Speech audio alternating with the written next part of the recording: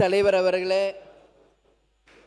சட்டமன்ற உறுப்பினர்களே, அமைச்சர் பெருமக்களே, அனைவருக்கும் முதல்கண் பணிவான வணக்கங்களை நான் தெரிவித்துக் கொள்கிறேன். 2 நாட்களாக கேப்டனுடைய பிறந்த நாளுக்கு வாழ்த்து தெரிவித்த முதலமைச்சர் விஜய் அவர்களுக்கும், எதிர்க்கட்சி தலைவர் உதயநிதி அவர்களுக்கும், அதே போல திமுகவின் தலைவர் அண்ணன் ஸ்டாலின் அவர்களுக்கும், அதிமுகவின் பொதுச் செயலாளர் அண்ணன் எடப்பாடி பழனிசாமி அவர்களுக்கும், அதே போல மருத்துவத்துறையினுடைய அமைச்சர் அருண்ராஜ் அவர்களுக்கும், யாரெல்லாம் கேப்டனுக்கு வாழ்த்து சொன்னீங்களோ அனைவருக்கும் என் பணிவான வணக்கங்களை தெரிவித்துக் கொள்கிறேன்.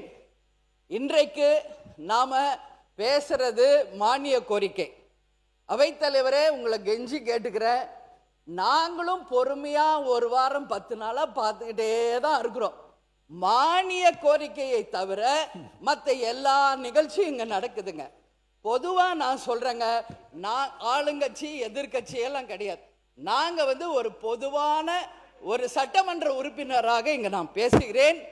இங்க மக்களுக்காக பேசுறதுக்கு தான் இந்த சட்டசபை. ஓகே, உங்க கருத்து சொல்லுங்க, ஒரு 5 நிமிஷம் சொல்லலாம், ஆளுங்கட்சியோ எதிர்கட்சியோ.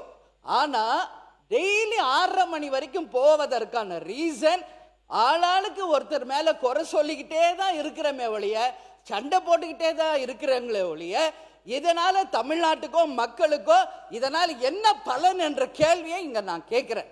ஆளும் கட்சியை தேர்ந்தவர்கள், இதுவரைக்கும் ஆட்சி செய்தவர்கள் எல்லாரும் சிறப்பாக தான் ஆட்சி செஞ்சிருக்காங்க.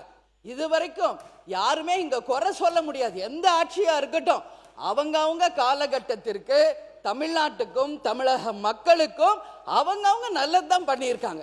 இன்னைக்கு உங்களுக்கு வாய்ப்பு கிடைச்சிருக்கிறது. உங்கள் ஆட்சியை மக்களுக்கும் இந்த நாட்டுக்கும் நல்லது செய்வதற்கு நீங்கள் எல்லா முயற்சி எடுங்கள்.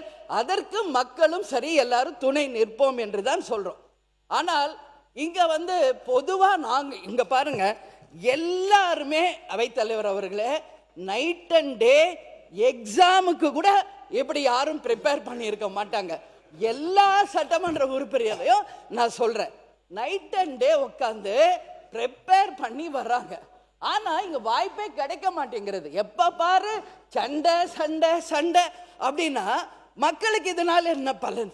நானு இப்ப நீங்க சொன்னீங்க, ஒரு நிமிஷம், வாக்குவாதம் என்பது ஒரு அளவுக்கு இருந்தால் ரசிக்கலாம். கடந்த 2 நாட்களா இங்க நான் வரல, மக்களோட சந்திக்கிறேன். மக்கள் என்ன சொல்றாங்களோ அதை இங்க நான் குறிப்பிடணும்.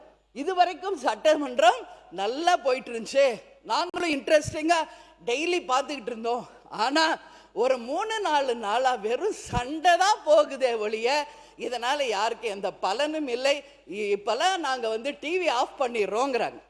ஏன் இதுன்னு சொல்றேன்னா, இங்க மக்களுக்காக பேசணும், மக்களுக்கு நல்லது நடக்கிறதுக்கு தான் இந்த சட்டசபை என்பதை தயவு செஞ்சு எல்லாரும் புரிஞ்சுக்கணும்.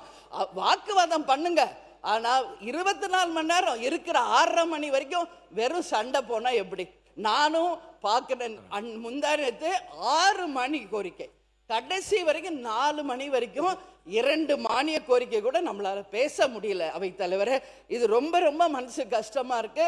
எல்லாருக்கும் நீங்க வாய்ப்பு கொடுங்க. பேசினவங்களே தான் பேசுறாங்க, சண்டை போட்டவங்களே தான் சண்டை போட்டுக்கிட்டு இருக்காங்க. அப்புறம் அப்ப எல்லாரும் அவங்கவுங்க வேலையை விட்டுட்டு எக்ஸாமுக்கு ப்ரிப்பேர் பண்ற மாதிரி 3 மணி 4 மணி வரைக்கும் ப்ரிப்பேர் பண்ணிட்டீங்க. உட்கார்ந்து கடைசி வரைக்கும் மக்களை பத்தி பேசவே முடியல. வேடிக்கை பார்த்துட்டு சண்டையை பார்த்துட்டு போறதுக்கு அனுமதி அளிச்சேன். அங்க பாருங்க, நான் கடந்த 1 வாரமா எதுவுமே பேசல. நானும் ரொம்ப பொறுமையா பொறுமை காக்கணும், மக்களுக்காக இங்க எல்லாரையும் பேச வைக்கணும். இங்க வெறும் இது சட்டமன்றம், சண்டை மன்றம் கிடையாது. அதனால அவர் பேசாத வரைக்கும் அமைதியா போகுதுங்க. ஒன்ஸ் அவர் ஆரம்பிச்சாங்க பேசியது போதுமா? தயவு செஞ்சு நீங்க அனுமதி தராதீங்க. எல்லா உறுப்பினருக்கும் வாய்ப்பு தாருங்கள் என்று கேட்டுக்கொண்டு அமர்கிறேன்.